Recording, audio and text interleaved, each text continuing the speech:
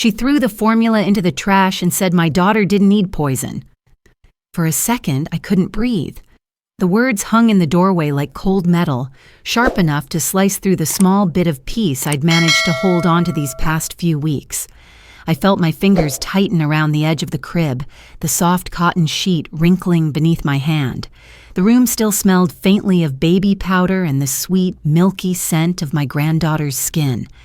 But underneath it was something sour, something that didn't belong, an intrusion, a violation I could feel in the air before I even turned toward her. My daughter stood beside me, her shoulders hunched in that way I knew too well, the posture of someone bracing for judgment. She didn't say anything. Her breath trembled. I could hear it. I straightened slowly, my knees aching.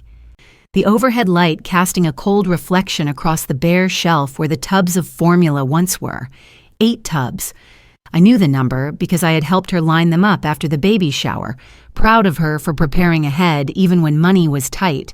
Now the shelf was empty, and on the changing table where I had placed the wipes and diapers that very morning, there was nothing but a stack of thin cloths, folded with the smug precision only someone certain of their superiority would have.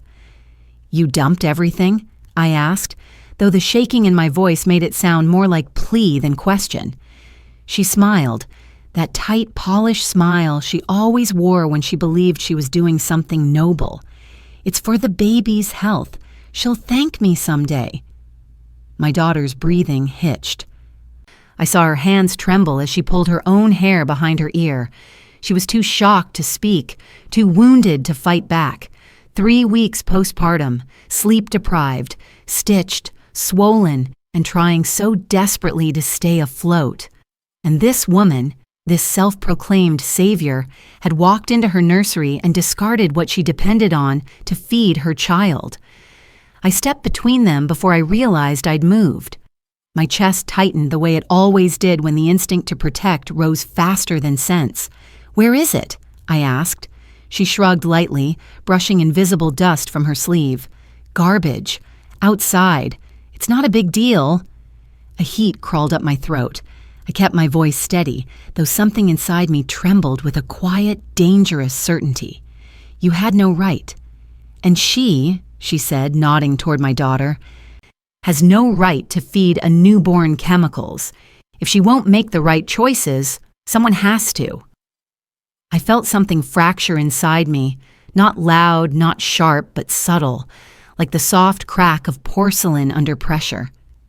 A long time ago, I learned that there are wounds created not by shouting, but by conviction spoken softly and with a smile. My daughter's eyes glistened. She pressed her arms around herself, a gesture she used when she was little and wanted to disappear. I saw the cloth diapers again, the empty shelf, the cold certainty in the other woman's posture. She'd made herself comfortable in the role of righteous judge. She believed she knew better than the exhausted mother standing right beside her. I drew in a breath, the air stiff in my lungs. "You need to leave," I said. She blinked. "Excuse me." "You heard me." My voice didn't rise. It didn't need to. Age has a way of sharpening quiet words.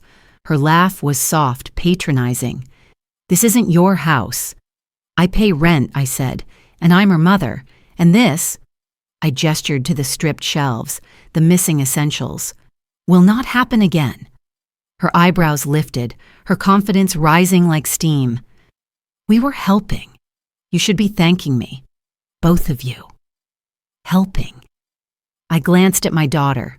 Her lips trembled, her chin tucked down like she was trying to swallow humiliation. I remembered the nights I had fed her when she was an infant, formula because my own supply was low. I remembered holding her tiny body against my chest and praying she would gain weight, praying she would thrive. And here was someone tossing her granddaughter's nourishment into a bin as if it were nothing. I stepped closer until I could smell the faint citrus perfume she always wore, the one that never settled warmly but lingered in the air like a warning. "Get out," I repeated quietly.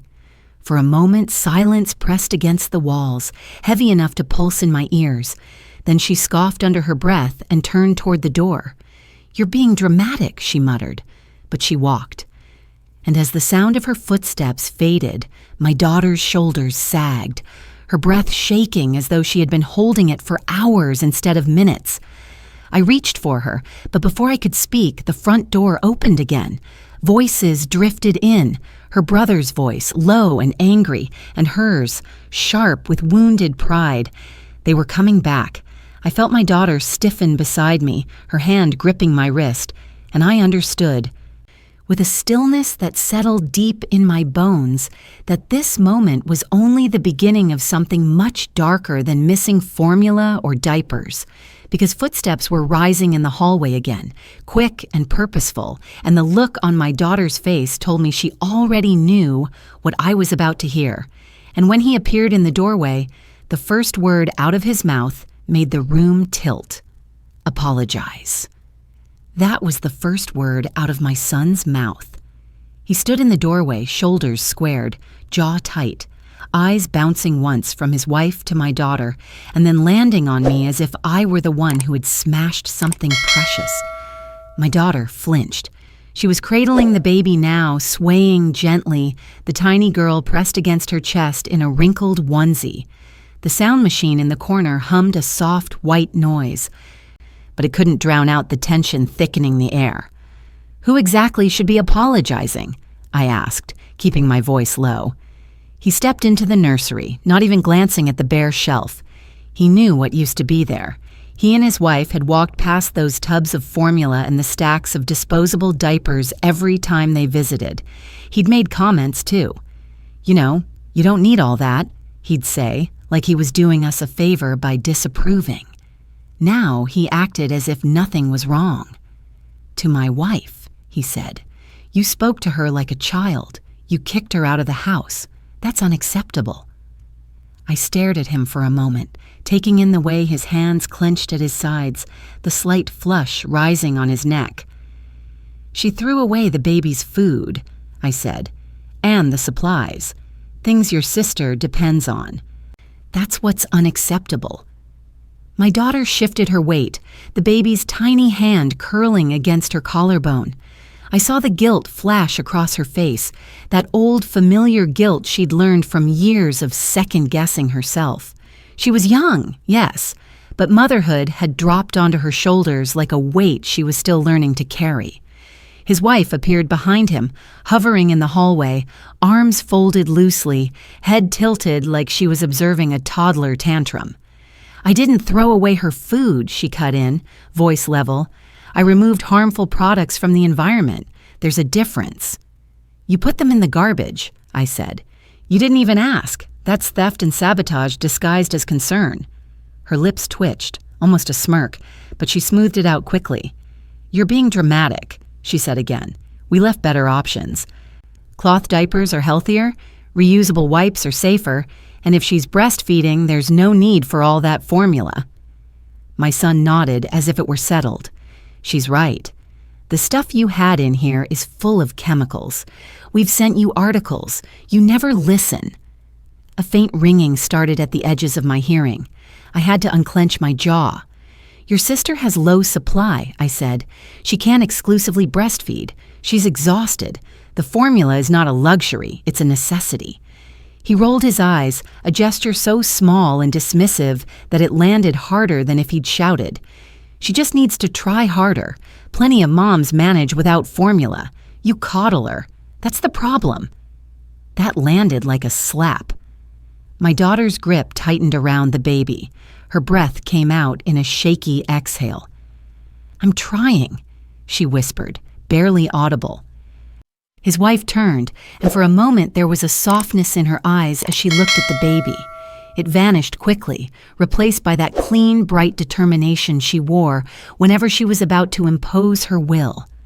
"We can take the baby for a few days," she said. "Let her adjust to proper feeding and cloth. It'll be easier if we reset everything at our place."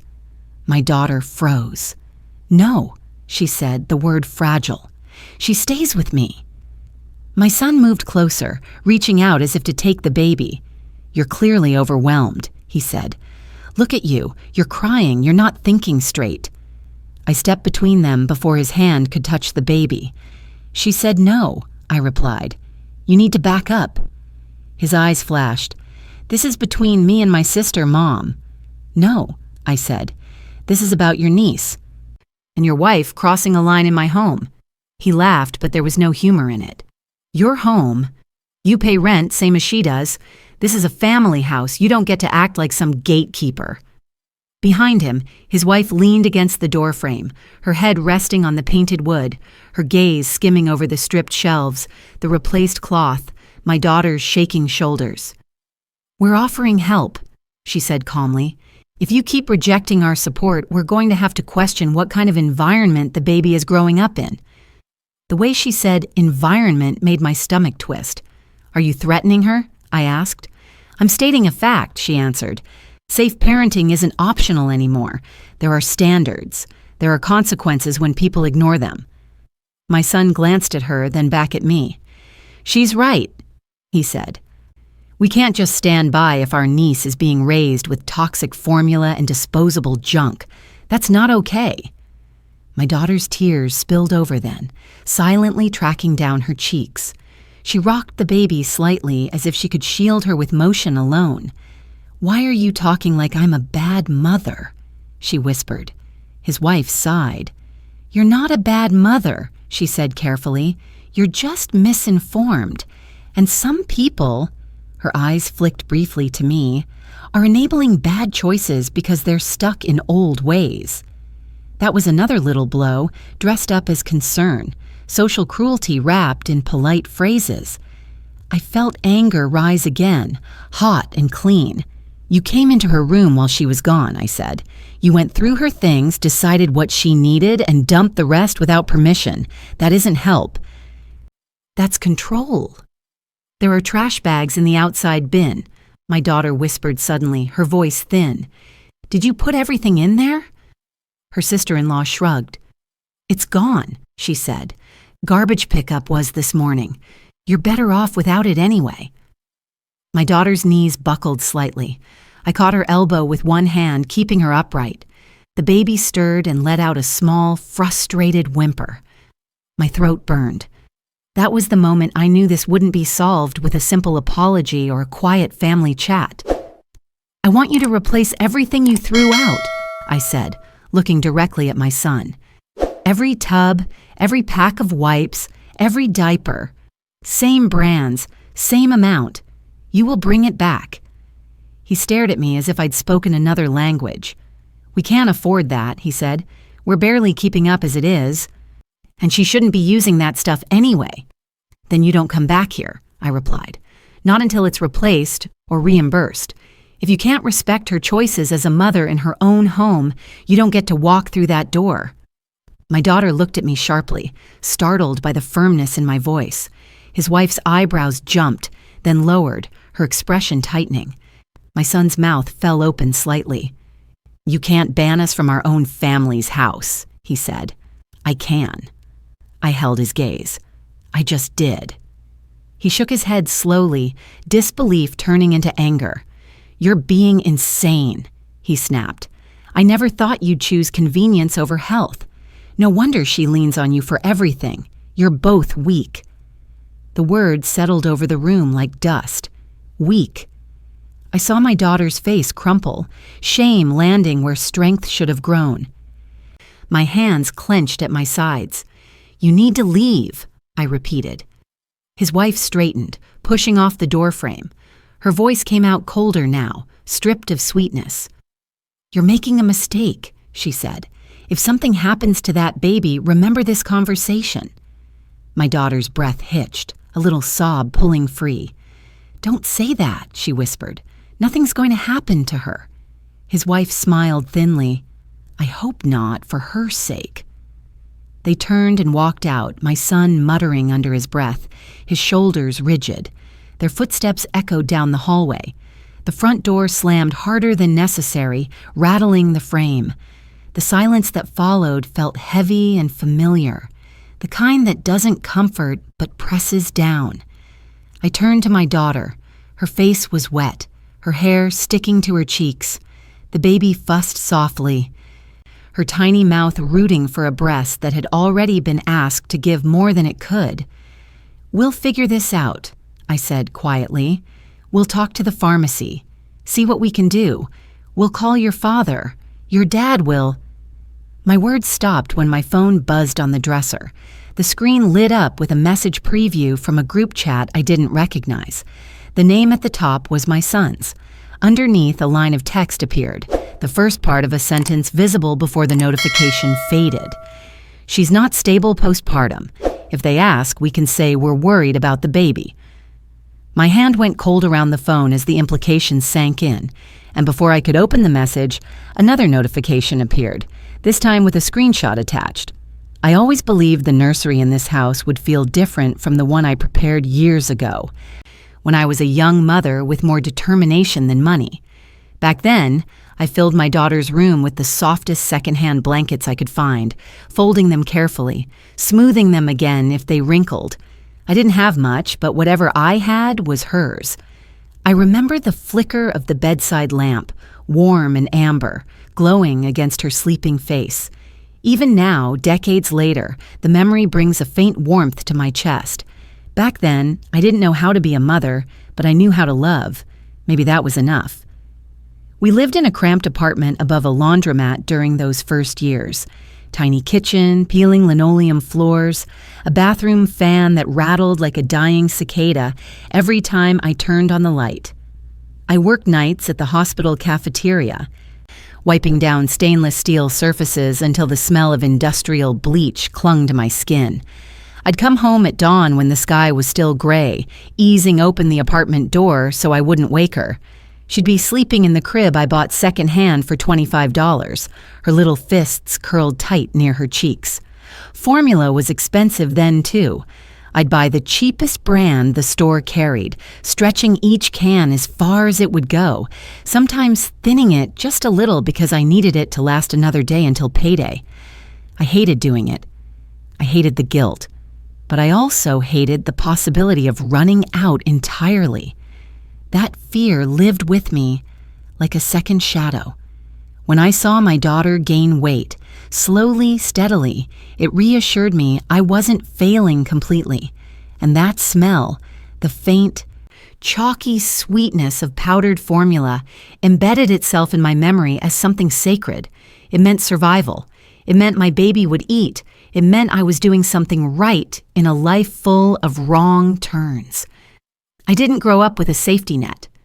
My own mother believed tenderness made children weak, and she measured love in chores completed, silence maintained, and the absence of trouble. My father left before I could form a memory of him. When I held my daughter for the first time, so small, so vulnerable, something inside me cracked open, a part I didn't know existed. I promised myself she would never wonder whether she was wanted. She would never be left to fend for herself the way I had been. That promise became the anchor of my life. But anchors bear weight, and over the years it settled deeper into my bones.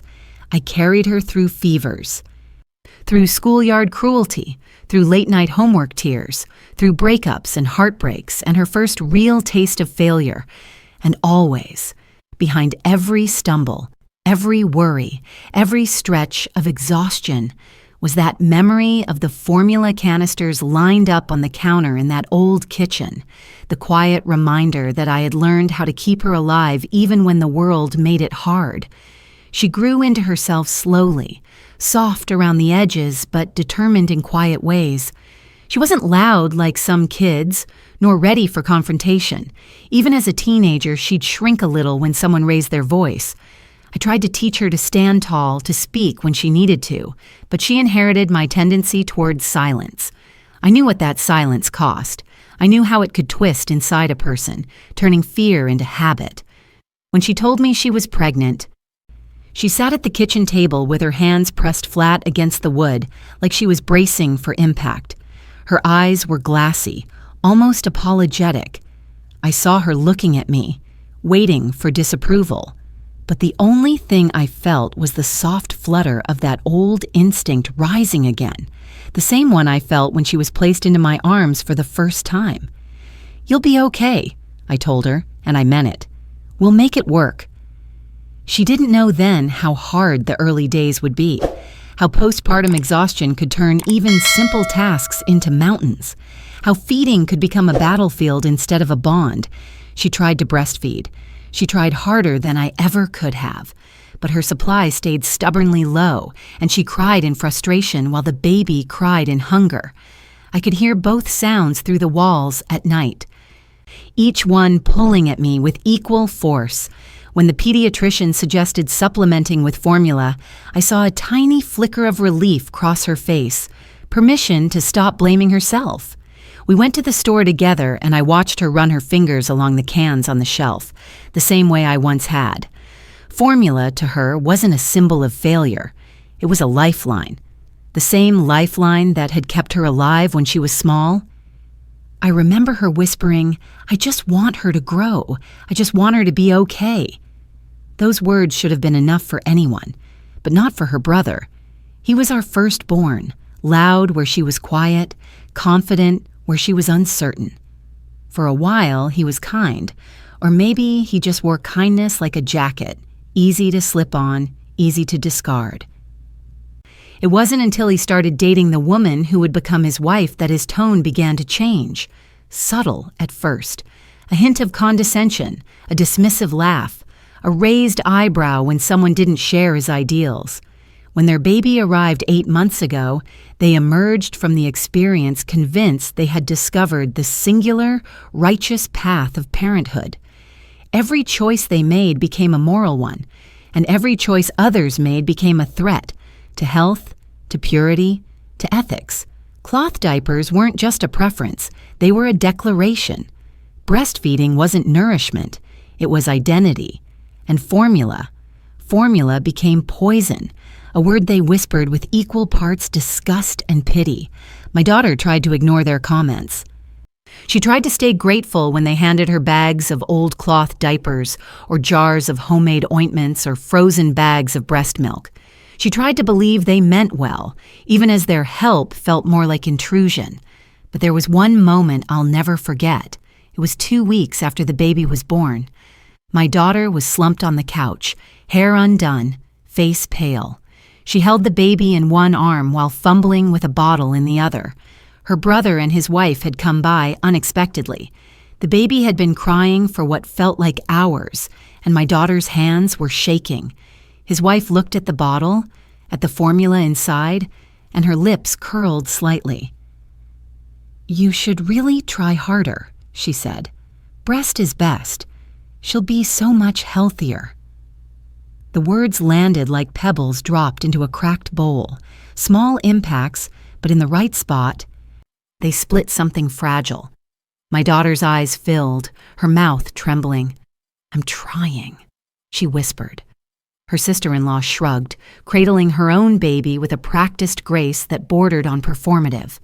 "Some women are just made for it. Maybe it's a matter of mindset." The silence that followed was sharp enough to draw blood. I wanted to speak then, to defend my child, to push back, but she shook her head slightly, just enough to stop me. She didn't want to make a scene. She didn't want to start a fight she wasn't sure she could win. That was the moment I realized how deep her old habits ran. She'd learned, as children so often do, how to fold her pain until it became invisible. But I also saw something else that day. The faintest tremor in her wrist, the tiny collapse in her posture, the fleeting look toward the formula canister on the counter, a quiet, pleading hope that she wasn't wrong for needing help. That formula canister became one of our anchors in those early weeks, its dull metal lid catching the morning light, its chalky scent filling the kitchen as I helped prepare bottles. Each scoop felt like a small act of survival, the same ritual I'd once performed for her. And now, decades later, seeing those same cans ripped away without permission felt like watching someone tear out the threads of our shared history. When her brother first brought up his new parenting philosophies, I tried to stay neutral. It wasn't my life, not my baby, not my marriage. But as the months passed, I saw how those beliefs hardened into something sharp, something rigid, something that didn't allow space for the messy, fragile humanity of motherhood. His wife became the architect of their worldview, calm, certain, unwavering. I watched her stair-step her opinions into facts, her preferences into mandates. My son followed easily, impressed by her confidence, blind to her cruelty.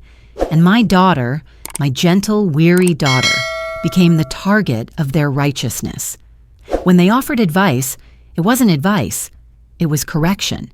When they offered help, it wasn't help, it was replacement. When they offered concern, it wasn't concern, it was judgment.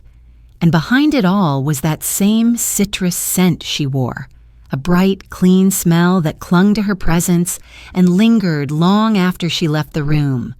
Over time, I began to associate it not with freshness, but with intrusion. Every time I caught the faintest trace of it, something inside me tightened. Now, standing in the empty nursery with the shelf stripped bare, I could still smell it faintly, a ghost of her certainty settling into spaces that didn't belong to her. My daughter leaned against me earlier, her body soft with exhaustion, her heartbeat fluttering against my arm. I felt the weight of everything she'd carried, her pregnancy, her fear, her attempts, her shame. And I remembered all the nights in that old apartment, warming bottles at 2 a.m, wishing someone would tell me I was doing enough. No one ever did. I learned by surviving. She shouldn't have to. And as I watched her brother and his wife drive away earlier, self-righteousness radiating from their expressions, I realized something quietly devastating. They didn't see her. Not really. They saw a problem to fix, a mother to correct, a baby to rescue from imaginary dangers. But I saw her. I always had. And I knew, deep in the part of me that had rocked her through colic and fever and heartbreak, that this wasn't just about formula thrown away. It was about the history they didn't know, the battles they'd never fought, the sacrifices they'd never had to make. They thought they were better because they had choices, but we had survival. And as I held my granddaughter earlier, her tiny body pressed against my chest, her breath warm and fragile, I realized that history was repeating itself, not through failure, but through resilience. Only this time, resilience would not look like silence. Not after what appeared in that message on my phone, because when I opened it fully, the screenshot showed words I never imagined I'd see, words that shifted the ground beneath all of us, words that made my breath stop halfway in my chest, and they weren't done sending messages.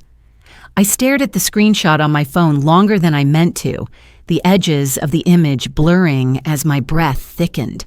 The message had been taken from a family chat, one I wasn't part of, one they had created without shame or hesitation. My son's words were visible, clear enough to sting. She's not stable postpartum. If anyone asks, we can say we're worried about the baby's environment. There was more in the attached screenshot. His wife had responded beneath him. It might be the only way to protect her. Some people shouldn't be in charge. The baby's soft cry tugged at my attention, but my eyes were still locked on the screen. My daughter hadn't seen it yet. She was by the crib, swaying gently, her hair falling into her face as she tried to rock her little girl back into sleep. She was whispering something, small, rhythmic words that sounded like apology, though I couldn't be sure. My chest tightened. I slipped the phone into my pocket before she turned around.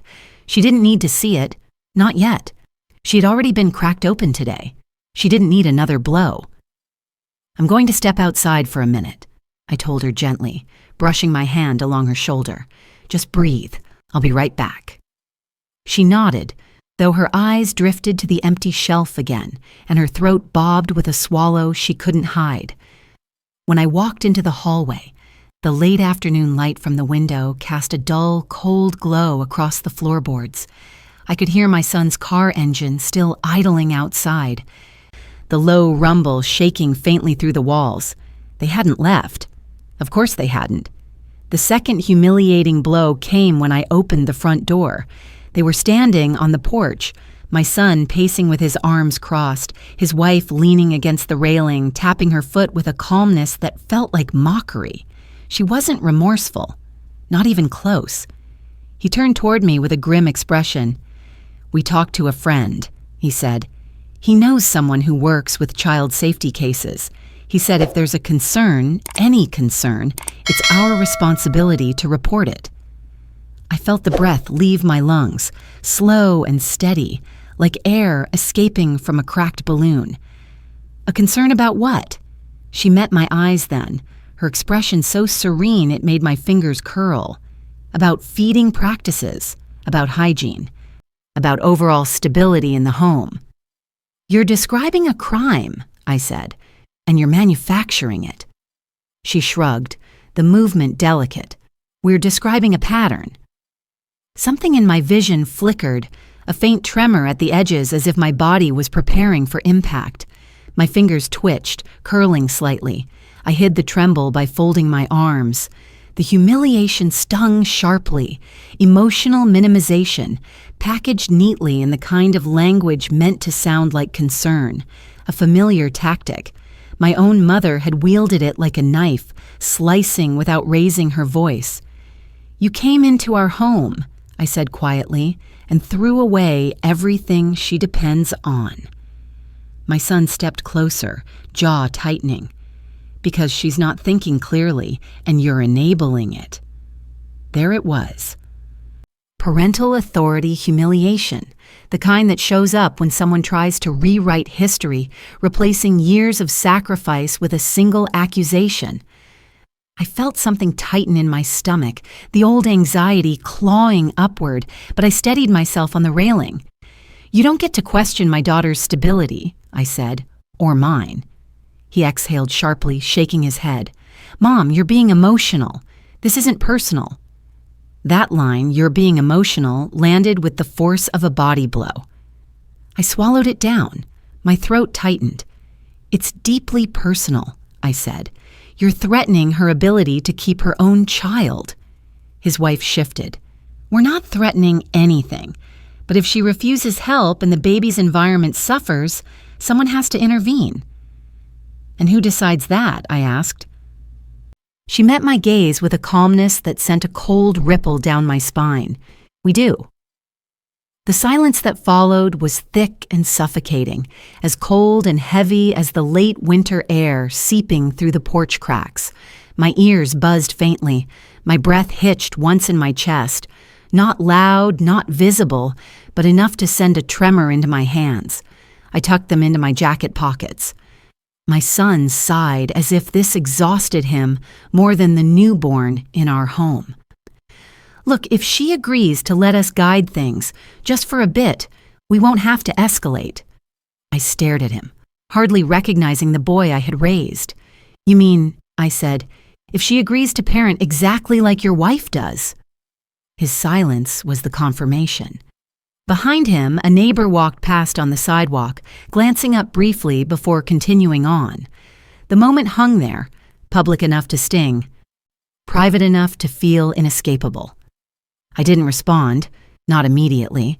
I let the quiet settle, let the weight of it sink into the porch wood. And when I spoke, my voice was steady again. "You need to leave." My son scoffed softly under his breath. "You can't keep telling us to leave every time you don't like what we say." "I can," I said, "and I will."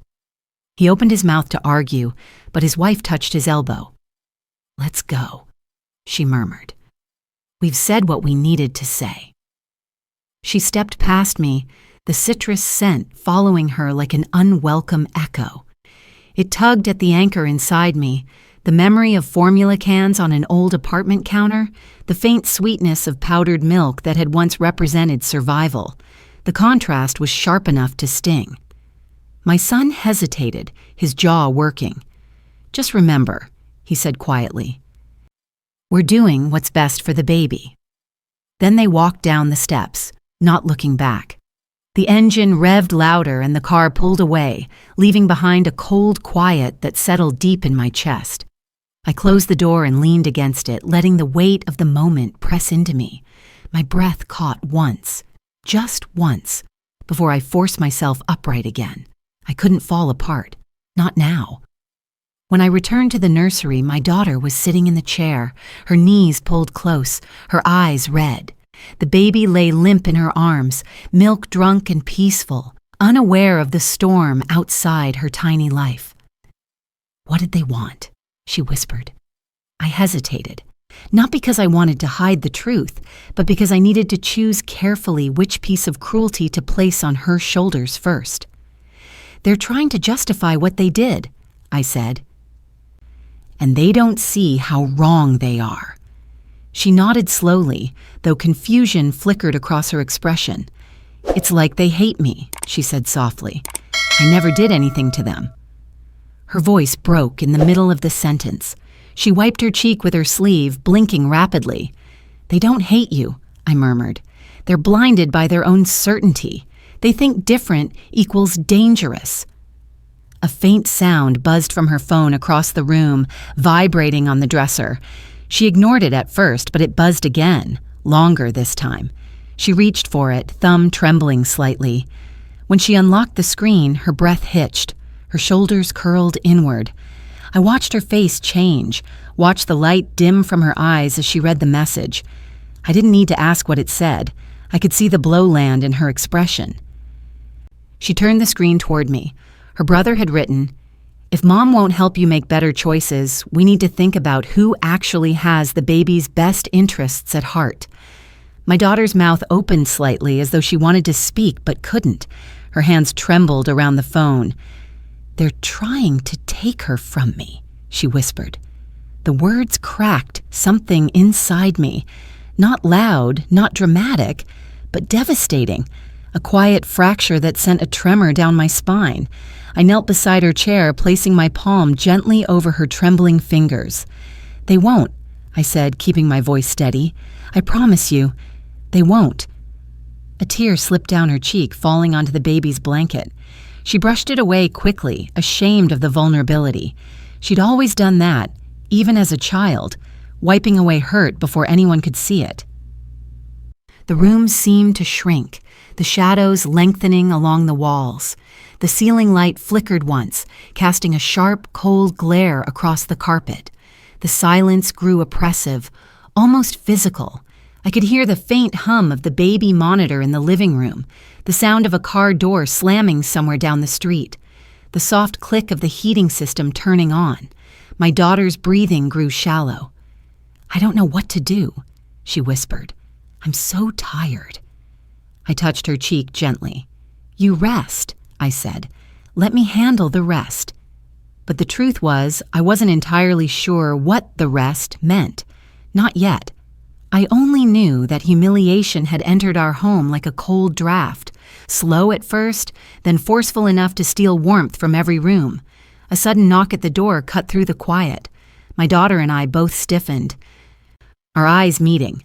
The sound was sharp, too sharp, not hesitant, not polite, insistent. My stomach tightened.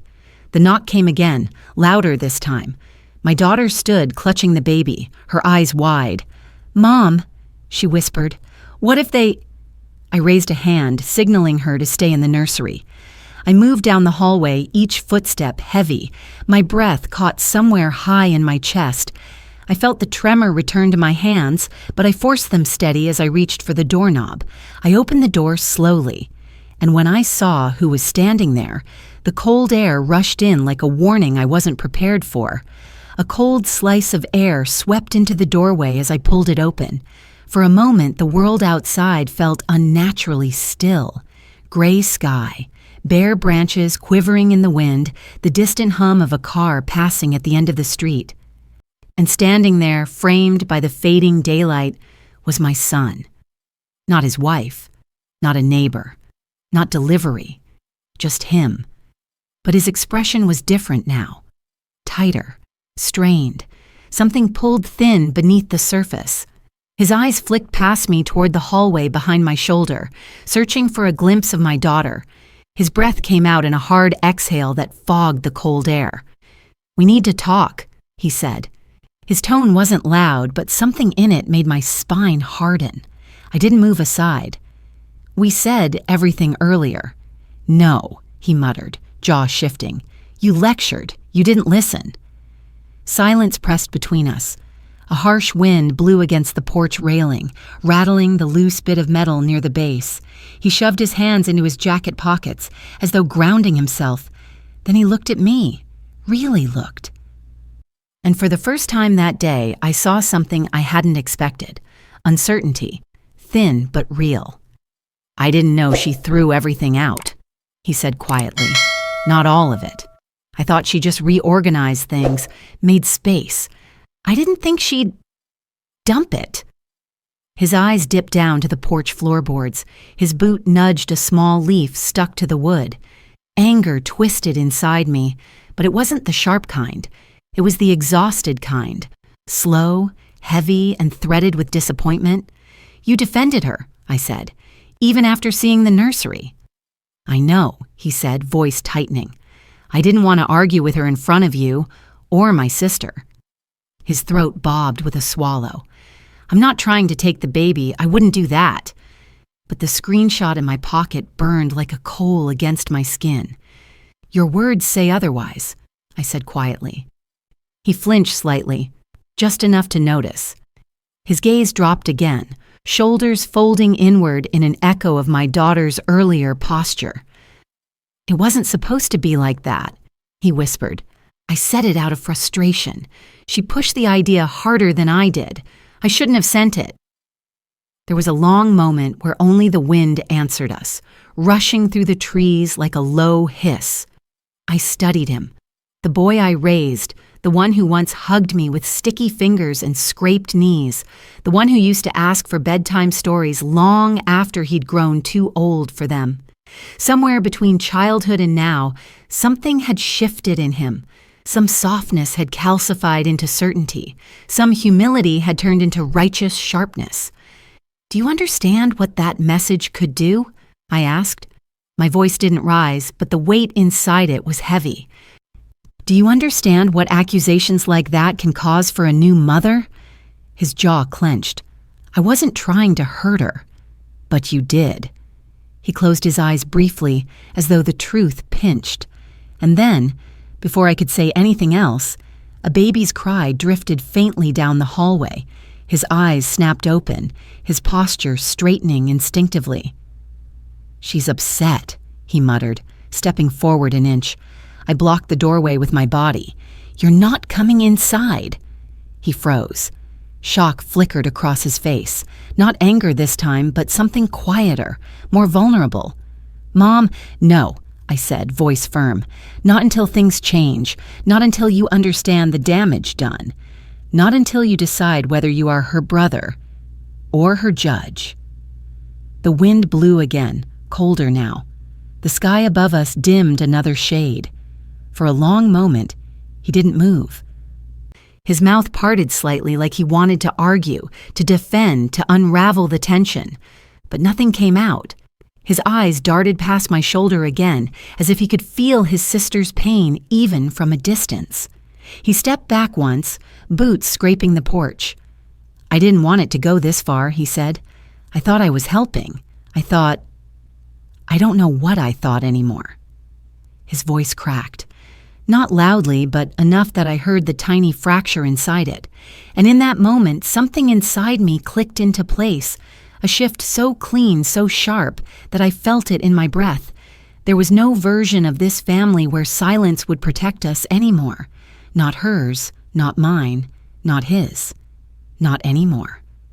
My path, our path, had been bleeding at the edges for weeks, maybe months, but now the line was clear. I stepped forward, lowering my voice. "If you want to fix this, you start by standing up to your wife. You start by telling her the truth. You start by choosing what kind of brother you'll be." He stared at me, chest rising and falling with uneven breaths. His eyes glistened in the dim light, though he blinked it away before it could settle. "I have to think," he said finally. "Then think," I replied. "But don't come back until you're ready to do right by her." He nodded once, so slight it almost wasn't there. Then he turned and walked down the steps slowly, each footfall heavy against the wood.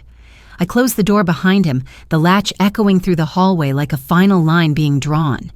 When I turned back toward the nursery, I saw my daughter standing in the hallway holding the baby, watching me with wide, searching eyes. "What happened?" she whispered. I took a breath, steady, certain. "Everything," I said, "is about to change." And I knew it was true. The house felt different that night, quieter, heavier, as if the walls themselves were holding their breath. After my son left, a stillness settled over everything, the kind that makes even small sounds feel too loud. My daughter sat on the living room couch with the baby draped over her chest, her hand softly stroking the fine wisps of hair on the baby's head. I could see the exhaustion etched into her shoulders, the weight of the day pressing down until her posture curved inward. She didn't ask what I said to him. She didn't have to. The truth sat between us like a closed book, one she wasn't ready to open yet. "I'm going to make some tea," I told her, though I didn't move right away. My eyes lingered on her face. The faint shadows under her eyes, the pink swelling near her lash line. She nodded without looking up, her fingers gently tapping her daughter's back. I walked into the kitchen. The cold overhead light flickered once before steadying, bathing the counter in a dull blue-white glow. I reached into the cabinet for the kettle and paused when I saw the empty space where the formula cans used to sit before we moved some of them temporarily for easier access. It startled me for a moment. One of those reflex memories where the brain expects something that's no longer there. Then I remembered. They weren't anywhere. Her sister-in-law's intrusion had created holes in places that had taken weeks to set up. And those holes weren't just physical. They lived in my daughter's expression now, in the slump of her shoulders, in the trembling that appeared every time she looked toward the garbage bin in the backyard. I filled the kettle and set it on the stove. As the flame lit beneath it, the tap of my fingernail against the counter made a soft, rhythmic sound that grounded me. I needed that grounding. Today had been chaos wrapped in cruelty. Tomorrow needed to be something else. I opened my phone and scrolled through my contacts until I reached the number of the pediatrician's office. I didn't call, not yet, but I kept my thumb resting over the name. We needed formula. We needed records. We needed someone outside this family to confirm what was already true. My daughter was not a danger. She was a tired, overwhelmed young mother doing her best in a storm deliberately created around her. As the kettle warmed, I walked to the back door and peered through the glass window. The outdoor trash bin sat at the edge of the yard, half hidden beneath the shadow of the fence. For 20 years, that bin had been just a bin, somewhere to discard scraps, broken things, items past their use. But now it looked like something else entirely, a burial site for trust. I opened the door quietly and stepped outside. The cold night air bit at my cheeks, sharp enough to wake the nerves beneath my skin. I walked across the yard, the grass crunching faintly beneath my shoes. When I lifted the lid, the smell of wet cardboard and plastic hit my nose, but beneath it was another scent, something powdery and faint. I pushed aside a torn cereal box, then a plastic tray, then a balled-up paper bag, and there, near the bottom, was the crumpled wrapper of one of the formula tubs. My breath caught. She had thrown them out whole, 8 perfectly good tubs, each one expensive, each one essential. She hadn't even bothered to empty them. She hadn't checked expiration dates. She hadn't considered the cost. She had simply decided my daughter's choices were invalid. I reached down and retrieved the wrapper. My hand brushed against something else, a soft, damp cloth diaper, stained and discarded, shoved in with the rest of the trash. Reusable, she had said. Better for the baby, better for the environment, but she had treated my daughter's belongings with less care than the garbage she accused us of using. A soft tremor traveled through me. It wasn't anger. Anger was too small a word. It was the slow, simmering heat that forms when someone realizes they've crossed a line they never should have approached. I closed the bin lid gently and walked back inside. The kettle began to whistle just as I stepped into the kitchen. I turned off the flame and poured the hot water into 2 mugs. I didn't add sugar. My daughter hadn't liked sweet tea since she was a teenager, when she decided she was done with anything that made her feel like a child. We had argued about that once, but gently, laughing by the end of it.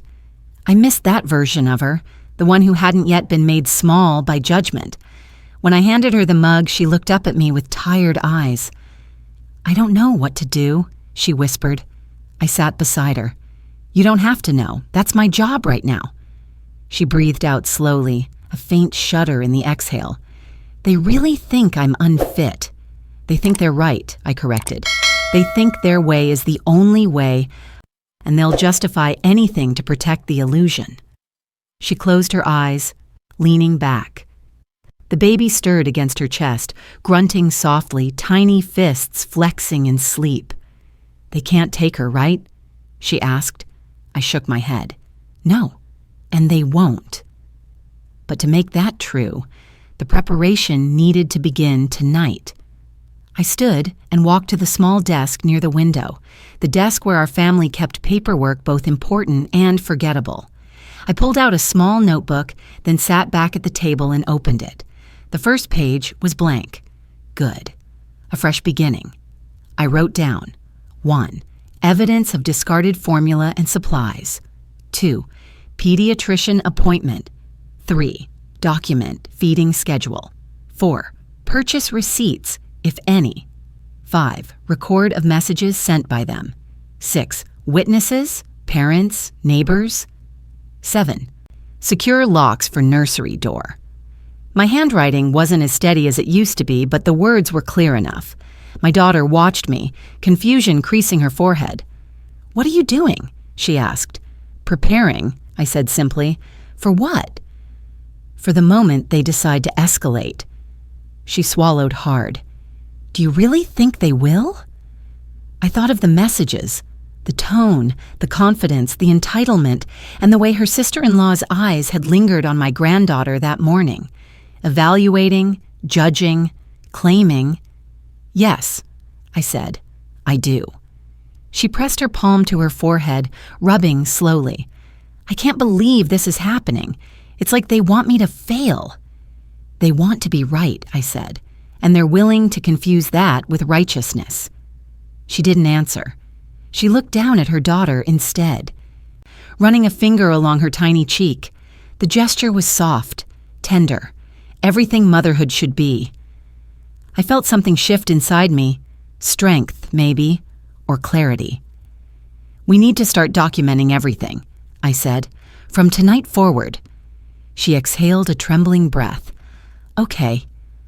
The word was weak, but it was agreement. It was a beginning. I opened my phone and began scanning through the family chat screenshots.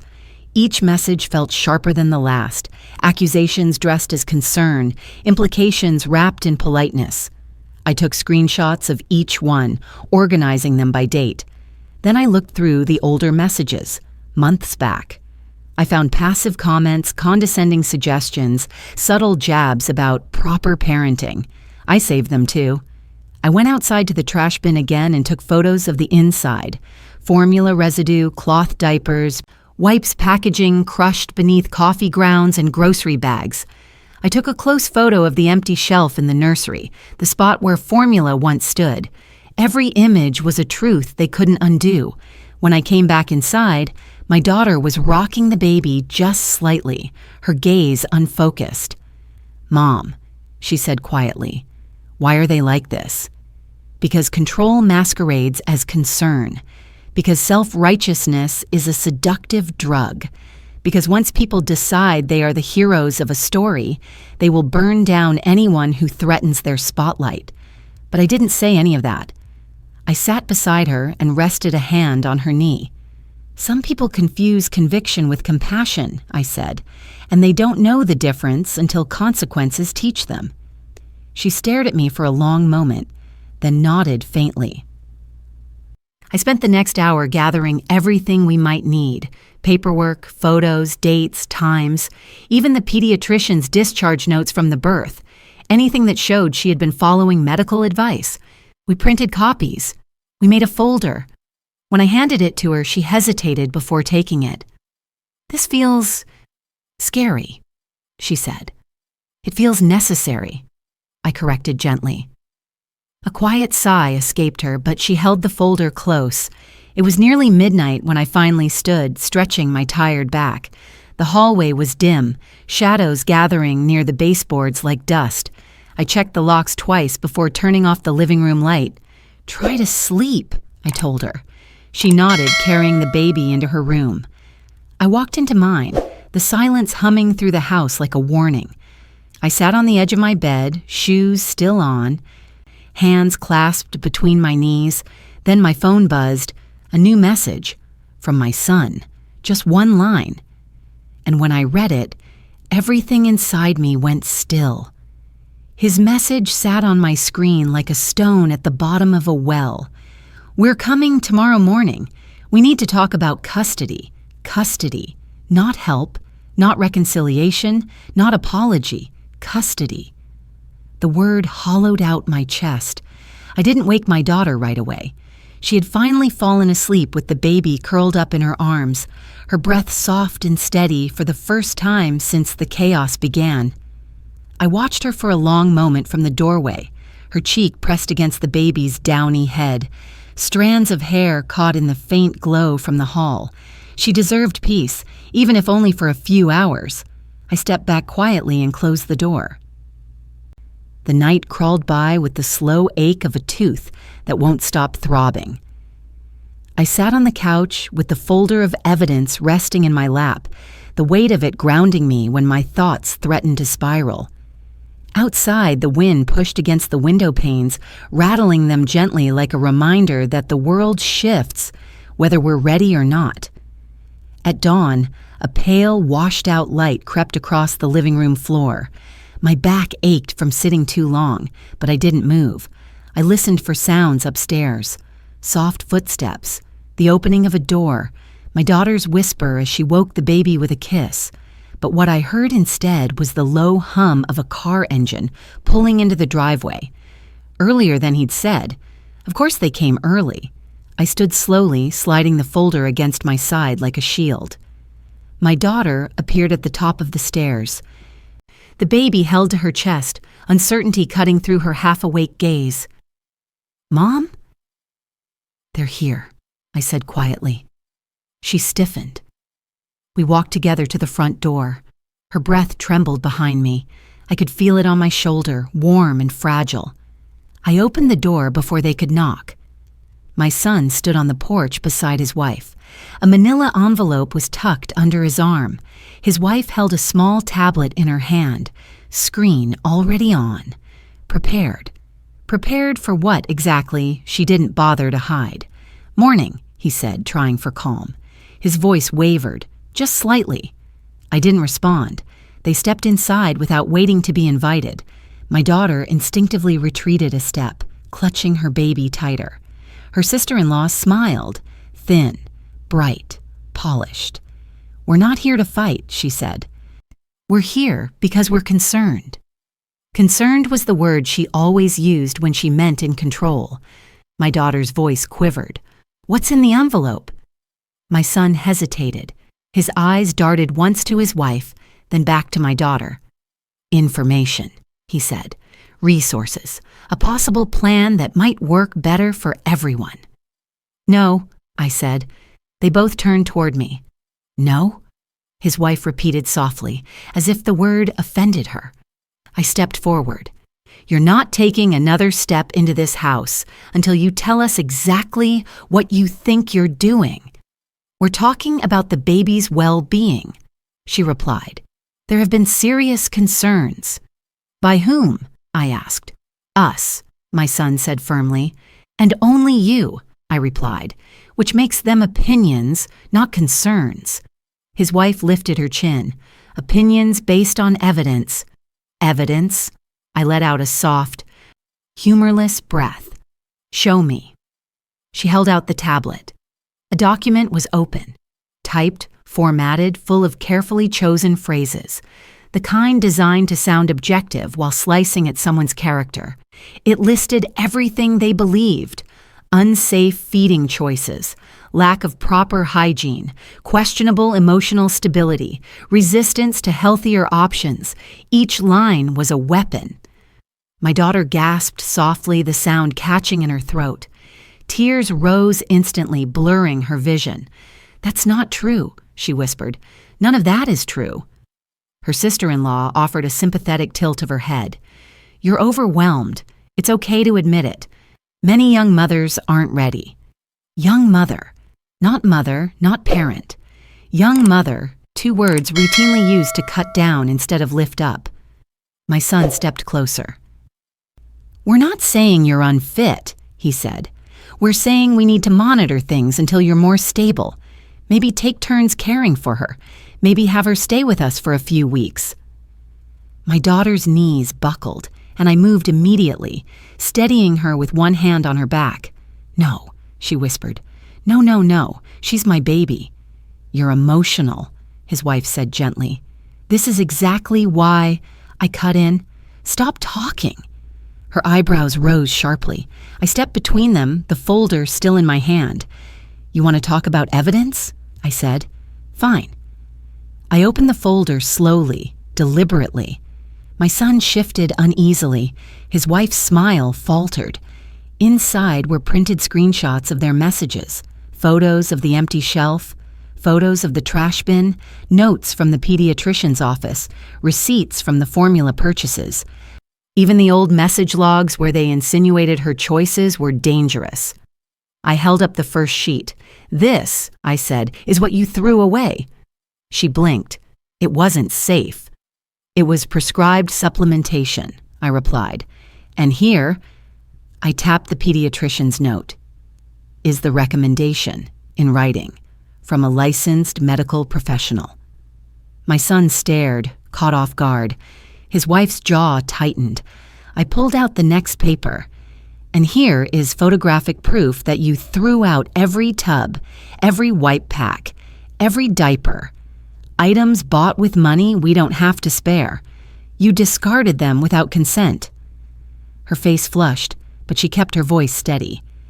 "We provided alternatives." "You provided control," I corrected, "not support." Then I lifted the screenshots, the chat messages where they planned to report her. My son's face drained of color. He took a step forward. "You weren't supposed to see that." "Is that your biggest concern?" I asked. "That you were caught?" His wife stepped in front of him, always his shield, or maybe his handler. That conversation was hypothetical. We're allowed to express concern privately. "It wasn't hypothetical," I said.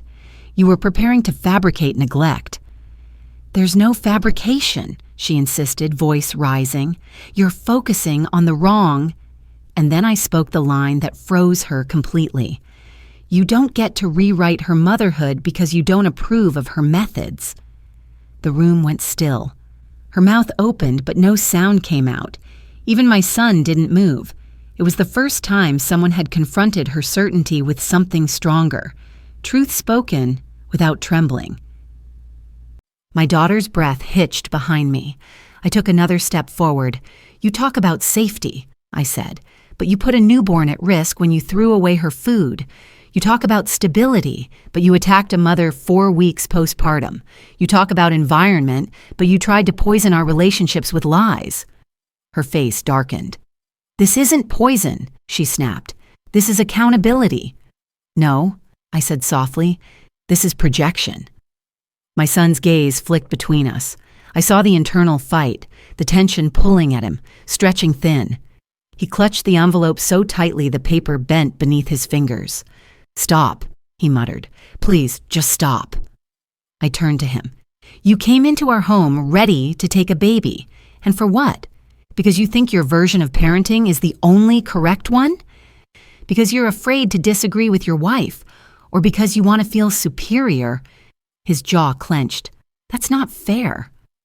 "What's not fair," I said, "is a mother who hasn't slept in days being told she's a danger to her own child while standing in the same house where she was once a child, begging for someone to believe she's enough. My daughter began to cry quietly, not loud sobs, silent tears, the worst kind. Her sister-in-law tried to move toward her, but I blocked the path. "Don't you dare," I said. The younger woman bristled. "We're family. Family protects," I replied. "It doesn't invade, it doesn't discard, it doesn't accuse, it doesn't manipulate. You don't behave like family, you behave like inspectors." For the first time, she looked shaken. My son rubbed his forehead. "We didn't mean for this to get so big." "It got big the moment you decided to intervene instead of support," I said. He lowered his hands. His expression softened, cracked, something yielding inside him. "I don't want to lose my sister," he whispered. She looked up sharply. "This isn't about your sister," she snapped. "This is about the baby." My son didn't look at her. He looked at the folder in my hands, then at his sister, who shook silently on the couch with her newborn pressed against her heart. Something shifted in him. "Let me see the rest," he said quietly. His wife turned on him. "We don't need to," I said, "let me see it." The quiet authority in his tone surprised even me. He took the folder from my hands and flipped through every page. With each sheet, each screenshot, each photo, his body stiffened, then slackened, then stiffened again. By the time he reached the last page, he closed his eyes. His wife hovered beside him. "Babe, don't fall for this. They're twisting things." He lowered the folder. His voice came out strained. "You threw away their food.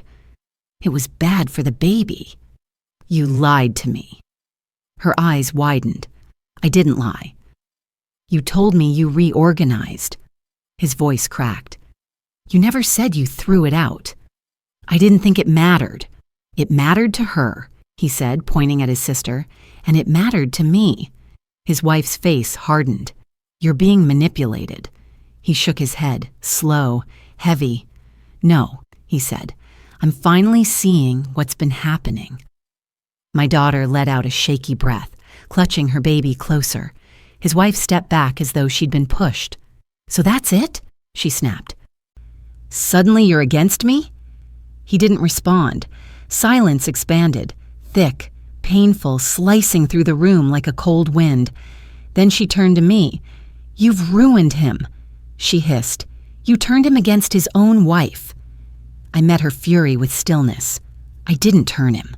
I opened his eyes. My son dropped the manila envelope onto the coffee table. It hit with a dull, decisive thud. "Mom," he said quietly, "what do you want me to do?" It was the first time he had asked for guidance in years. I stepped toward him.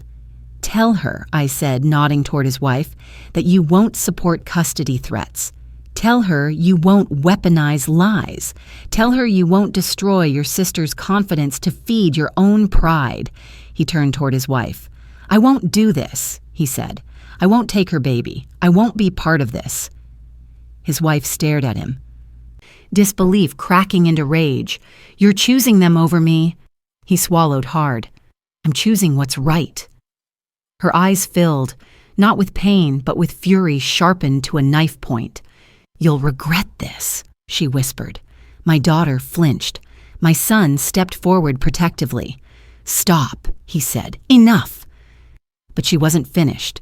She turned to me, her face twisted in cold determination. "You think you've won," she said, "but you have no idea what's coming." And then, slowly, deliberately, she reached for the tablet in her hand. She tapped the screen, and the image that appeared made the breath leave my lungs. On the tablet screen was a document already filled out, cursor blinking near the bottom like a heartbeat. It wasn't just notes. It was a formal online report form, names, addresses, our house carefully described. My daughter referred to as unstable, the baby listed as at risk. There were empty fields left to complete, but most of it was already written. Words like concern, neglect, and unsafe feeding practices leapt out at me like accusations spoken aloud. For a moment, nobody moved. My son's face went slack. He reached for the tablet, but his wife pulled it back an inch, her fingers tightening around it. "You filled this out," he said hoarsely. "It was just a draft," she replied, "in case we needed it." My daughter clutched her baby closer, instinctively turning her body so the little girl's face pressed against her chest, away from their gaze. Her shoulders shook, but no sound came out. I could feel her breathing from across the room, fast and shallow. My son took the tablet from his wife's hand, this time with enough force that she let go. He scrolled through the paragraphs, his eyes moving faster and faster, his jaw tightening with each line. "You said she screamed at the baby," he whispered. "You said the house was filthy. You said Mom was interfering with care." His voice broke on the last word. His wife folded her arms. "I described the potential risk. That's how these things are handled. Agencies need a full picture." "That picture is a lie," he said. "This isn't concern. This is a setup." She stared at him. "You're overreacting." He looked up slowly, and when his eyes met hers, I saw something harden that I didn't recognize. "No," he said. "For the first time in months, I'm not." He pressed the power button and set the locked tablet on the table between us, as if he were placing something toxic where everyone could see it. "You're not submitting this," he said. Her lips curled. "You can't control what I do," she snapped. "If I think a child is in danger, I'll report it." "Then you're reporting your own bias," he replied quietly. "Not reality." His words hung in the air, solid and heavy. She glared at him, then turned her fury on me. "You're all the same," she said. "Weak, defensive, out of touch. You're clinging to convenience and calling it love." I stepped closer to my daughter and rested my fingers on her shoulder. "Love is waking up every 2 hours to feed a baby," I said. "Love is stretching a paycheck to buy formula when your body can't keep up. Love is standing in front of people who call you unfit and refusing to hand over the child you carried." Her jaw worked as if she wanted to spit something back, but nothing formed that could stand against the truth. My son exhaled slowly. "You need to go," he said to his wife. She whipped her head toward him. "Excuse me?" "You heard me," he said. "Go home. I'll come later to talk, but you're not welcome here right now." "You're throwing me out? For them?" Her voice rose, incredulous, then sharp. "Do you have any idea what you're doing?" "Yes," he said. "I'm stopping you before you cause damage you can't undo." His voice wasn't loud, but it was final. She looked at each of us in turn, eyes glittering with humiliation and rage. Then she grabbed her bag, snatched the tablet from the table, and stormed to the door. The citrus scent of her perfume followed her like a fading signature. The door slammed so hard the frames on the wall rattled. When the sound faded, the house finally went quiet. My daughter sagged back onto the couch, tears tracking down her cheeks. The baby shifted against her, letting out a soft, sleepy sigh. The fragile normalcy of that little sound broke something in me. My son sank into the armchair across from us, elbows on his knees, hands covering his face. For a moment, all I saw were his shoulders shaking. "I'm so sorry," he whispered. "I let it get this far. I thought we were just helping. I thought we were being strong." "You forgot what strong looks like," I said softly. "It doesn't look like control. It looks like standing with someone when they're at their weakest and not using it against them." He nodded slowly, his hands falling away from his face. His eyes were red. "I'll fix this," he said. "I'll talk to her. I'll make sure she doesn't report anything. I'll tell anyone who'll listen that my sister is a good mother, that this house is safe." My daughter's voice was barely audible. "Will she hate me forever?" He looked at her then, really looked, past the exhaustion and fear, to the girl he used to push on swings and tease at dinner. "If she does," he said, "that's on her, not you." We didn't solve everything that morning. There were still raw edges, unhealed wounds, Conversations waiting like sharp stones along a path we hadn't walked yet. But we put something important in place: boundaries. Over the next few days, my son came by alone. He brought groceries, a replacement tub of formula, a small package of disposable diapers he'd bought without commentary. He fixed the nursery door so it could be locked from the inside. He apologized more than once, not with speeches, but with actions. He sat on the floor and held his niece, quiet and thoughtful. His wife didn't come. I heard secondhand that they were arguing, that she insisted she'd been right, that she believed we had turned him against her. Maybe someday she would see what she'd done. Maybe she wouldn't. Either way, we learned to stop waiting for her approval like it was oxygen.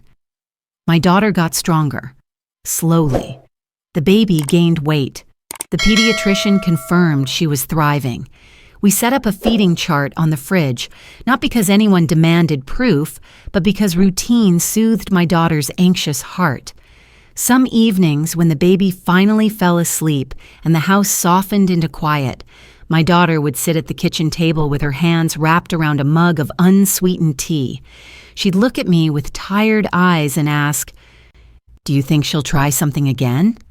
"I think," I'd say, "that she learned today we are not as weak as she thought." And I believed it. In the end, justice didn't look like revenge. It looked like a locked door, a protected crib, a printed folder tucked safely in a drawer, and a young mother who no longer apologized for needing help.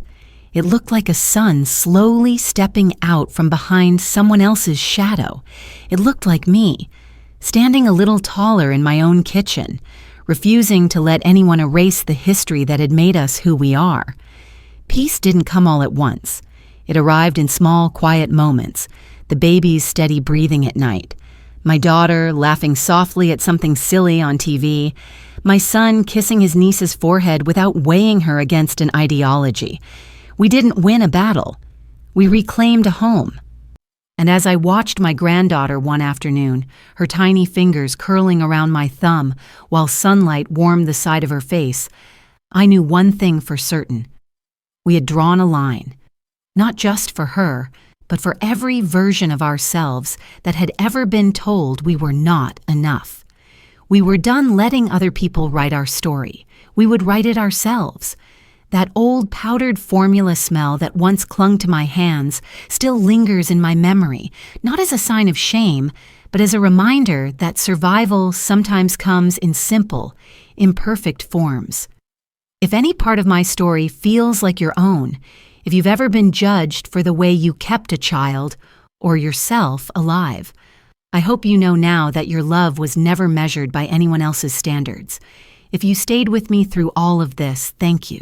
Your quiet presence feels like a hand on my shoulder in a kitchen that once felt too cold. And if that little metal can meant something to you too, maybe today it can stand for something new. The strength it took to keep going when the world told you you were wrong.